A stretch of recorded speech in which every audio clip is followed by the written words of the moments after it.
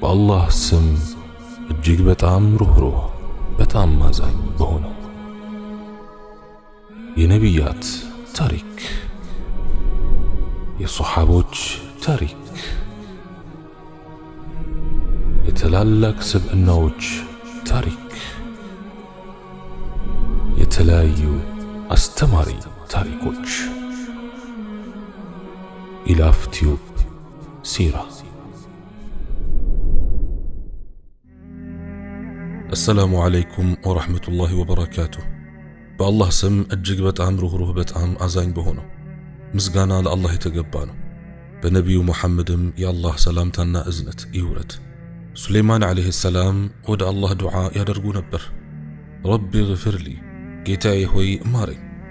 ይህንን የምደግምበት ምክንያት ሁላችንም ለሌሎች ሰዎች ውጤት ያመጡት ዱዓዎች ምን እንደነበሩ ማወቅ ስላለብን ነው። ውጤት አምጥተዋል። አስቡት እስኪ አላህን የሆነ ነገር ለመጠየቅ የተወሰኑ ቃላትን ተጠቅማችሁና ያንን ነገር ስታገኙት ምንም እንኳን ከቅንነት ከአላህ ጋር ካለህ ግንኙነትና ከመሳሰሉት ጋር ብዙ ግንኙነት ቢኖረው ነገር ግን ዱዓውን ሲያደርግ የሚፈልገውን ነገር አላህን ከመጠየቁ በፊት ረቢ ግፍርሊ ወይም ጌታዬ ሆይ ማረኝ በማለት ነው የጀመረው። ከዚህ የምማረው ነገር የምፈልገውን ከመጠየቄ በፊት ሁል ጊዜ የአላህን ምህረት መፈለግ እንዳለብኝ ነው። አላህ የሆነ ነገር እንዲሰጣችሁ በፈለጋችሁ ጊዜ መጀመሪያ የምታደርጉት ነገር ምህረትን መለመን ነው። ከምን ስህተት እንደሆኑ እያወቅኩ ያደረኳቸው ነገሮች፣ ስህተት እንደሆኑ ሳላውቅ ያደረኳቸው ነገሮች፣ ምናልባት ስህተት እንደሆኑ ረስቻቸው ያደረኳቸው ነገሮች፣ ትናንሽ ነገሮች፣ ትላልቅ ነገሮች፣ ምንም ይሁን ምን የአላህን ምህረት ለምኑ።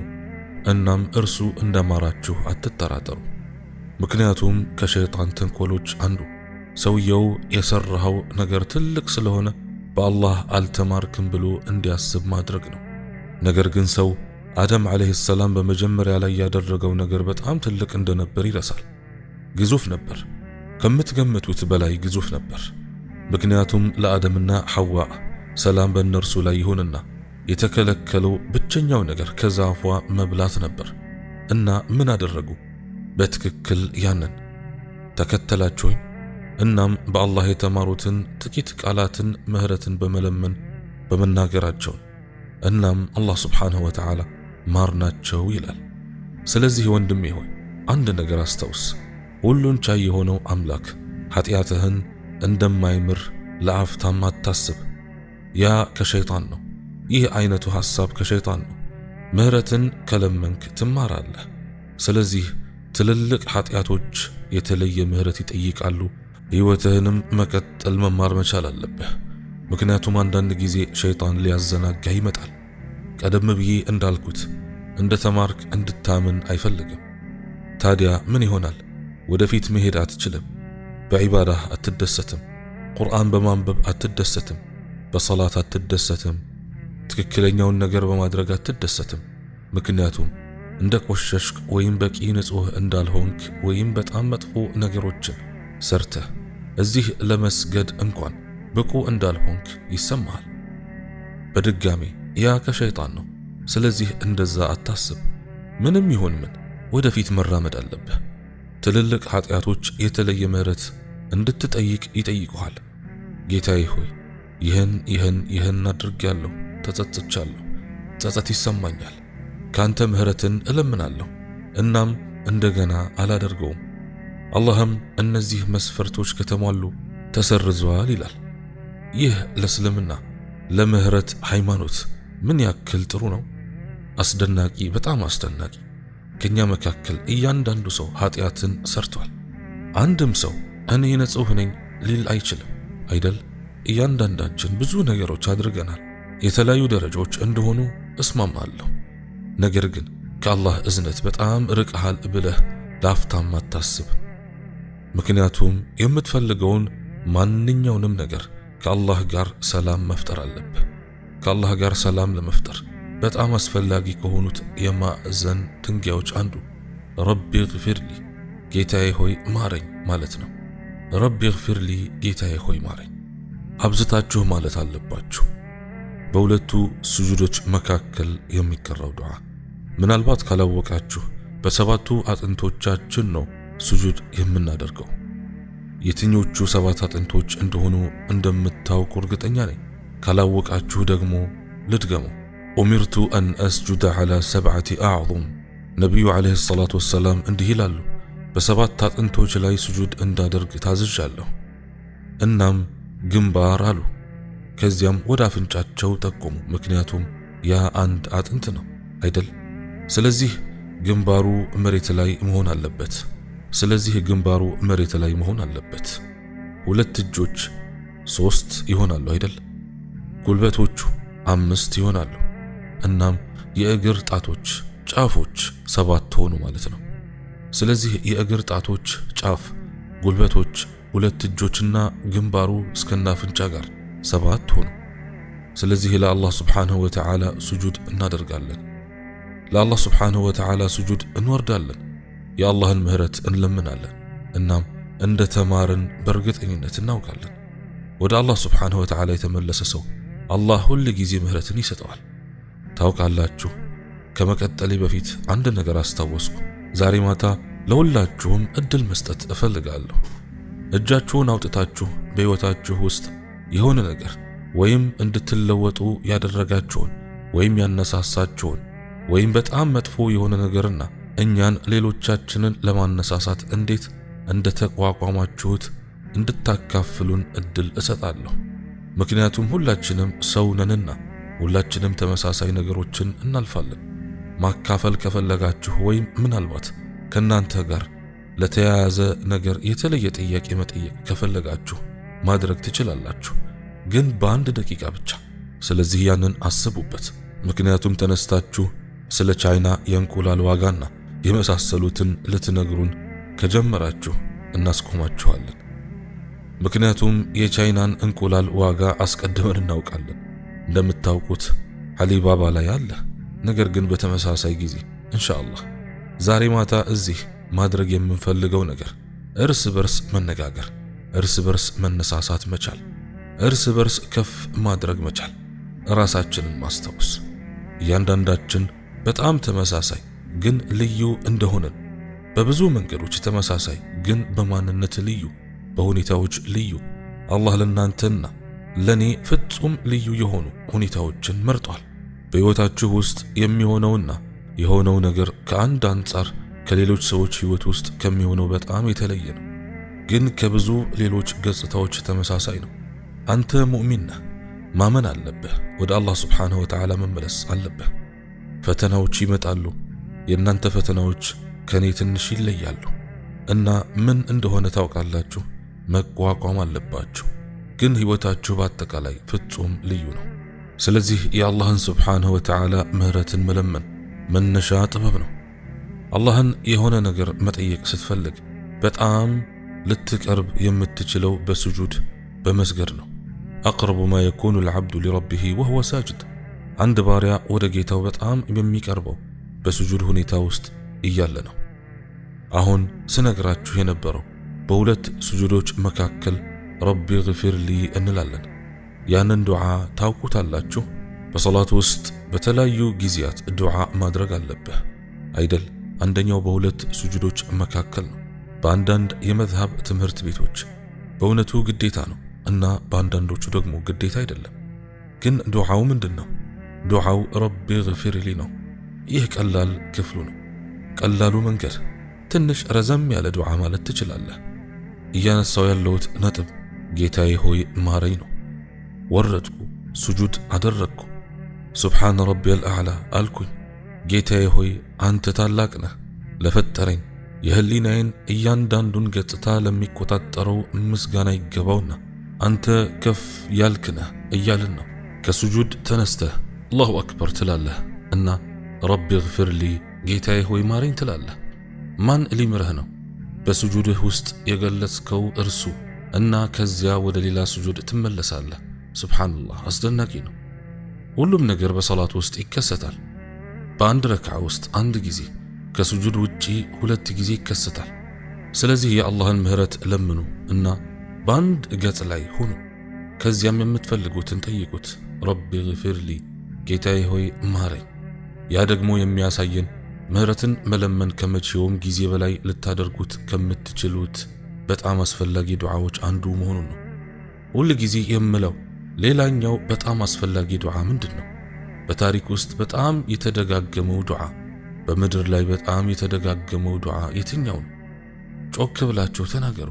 እህዲና ሲራጠል ሙስተቂም፣ ወደ ቀጥተኛው መንገድ ምራን። በእያንዳንዱ ረክዓ ላይ አትሉትም? ወደ ቀጥተኛው መንገድ ምራን፣ ወደ ቀጥተኛው መንገድ ምራን። ስለዚህ እነዚህ እናንተ እንደ አማኝ ልታውቋቸው የሚገቡ ሁለት ኃይለኛ ነገሮች ናቸው። አላህን ወደ ቀጥተኛው መንገድ እንዲመራኝ እጠይቀዋለሁና ምህረትን እንዲሰጠኝ እጠይቀዋለሁ። ምህረትን ስጠኝ፣ እኔ ደካማ ነኝ፣ እኔ ሰው ነኝ። ጌታዬ ሆይ ለማውቀውም ለማላውቀውም ምናልባት በአንተ ላይ ኃጢአት ነው ብዬ ላላሰብኩትም ማረኝ። ያለ እዝነትህ እኔ ምንም አይደለሁም። ስለዚህ ሱለይማን ዓለይሂ ሰላም ረቢ ግፊር ሊ ወይም ጌታዬ ሆይ ማረኝ፣ ወሀብ ሊ ሙልከን ላ የንበጊ ሊአሐድን ሚን ባዕዲ፣ ጌታዬ ሆይ ማረኝና ንግስና ስጠኝ። ሀብሊ ሙልክ ከኔ በኋላ ማንም የማይኖረውን ንግስና በባለቤትነት ስጠኝ። ሰማችሁት? ከኔ በኋላ ማንም የማይኖረው። እናም የአላህን ቆንጆ ስሞች በመጥቀስ ቀጠለ። ታያላችሁ፣ አላህን ፈውስ ስትጠይቁ ጌታዬ ሆይ ፈውስ ስጠኝ ማለት ትችላላችሁ። ያ ጥሩ ዱዓ ነው። አላህ ሁላችንንም ፈውስ ይስጠን፣ አሚን። አላህ በኡማው ውስጥና በምድር ላይ ላሉት በሽተኞችና ህመምተኞች ፈውስ ይስጣቸው፣ አሚን።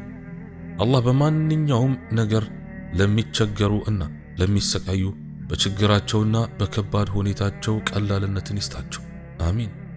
ስለዚህ እዚህ አላህን ፈውስ እየጠየቅን ነው፣ ግን የተሻለ የመጠየቅ መንገድ አለ። ጌታዬ ሆይ ፈውስ ስጠኝ አልኩኝ፣ ግን የተሻለው መንገድ የፈውስ ባለቤት ሆይ ፈውስ ስጠኝ ነው።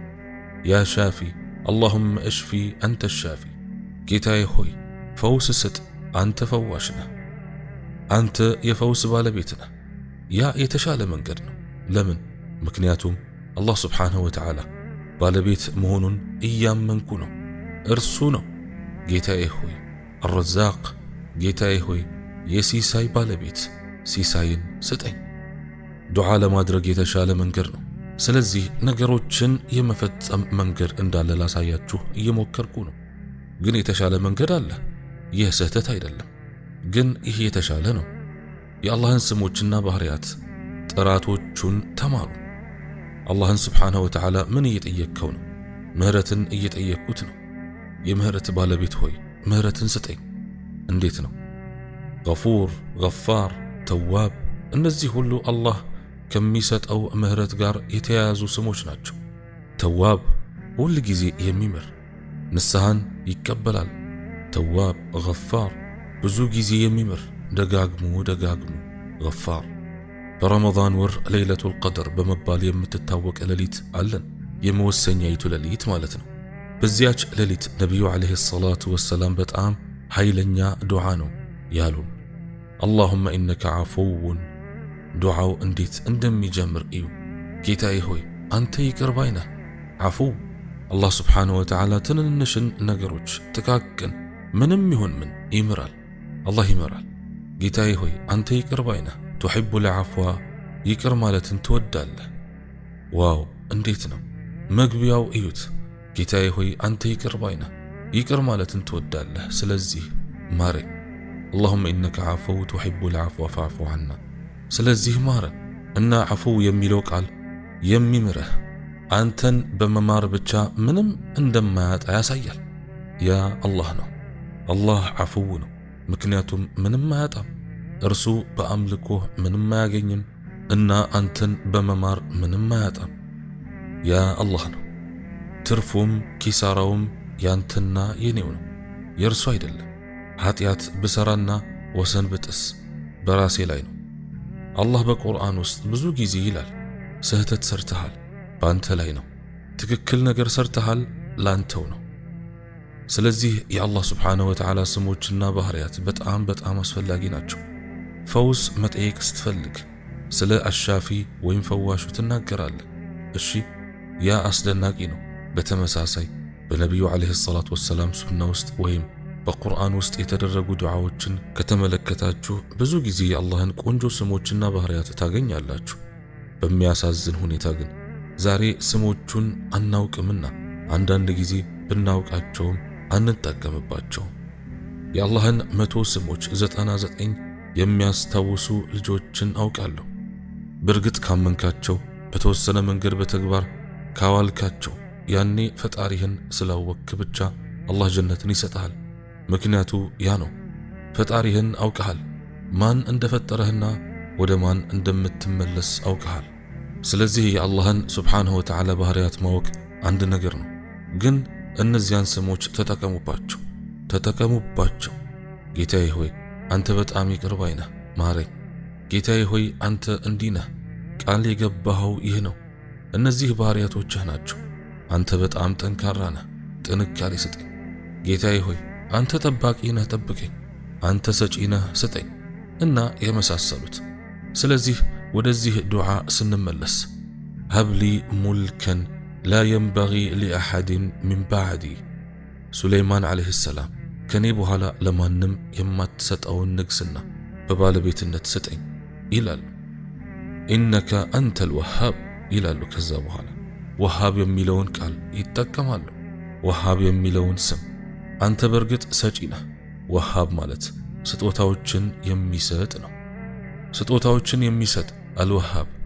ወሃብ የሚለው ቃል ወይም ስም በዱዓ ውስጥ ጥቅም ላይ የዋለበት ሌላ ቦታ አውቃለሁ። በዱዓ ውስጥ ጥቅም ላይ ውሏል። የትኛው ዱዓ እንደሆነ ገምቱ። ማን ያውቀዋል? አዎ ረበና ሀብ ለና ሚን አዝዋጅና ወዙርያቲና ቁረተ አዕዩን ወጀዓልና ሊልሙተቂና ኢማማ። ወሃብ የሚለው ስም ምንም እንኳን እዛ ላይ ጥቅም ላይ ባይውልም ለቤተሰብና ለልጆች ጥቅም ላይ ይውላል። ወሃብ የሚለው ስም ለቤተሰብና ለልጆች ጥቅም ላይ ይውላል። አንድ አንቀጽ ላንብብላችሁ እሺ።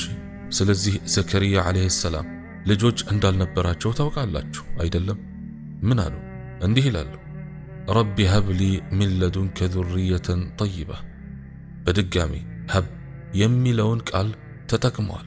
ሀብ ማለት ስጦታ ስጠኝ ማለት ነው። የምን ስጦታ?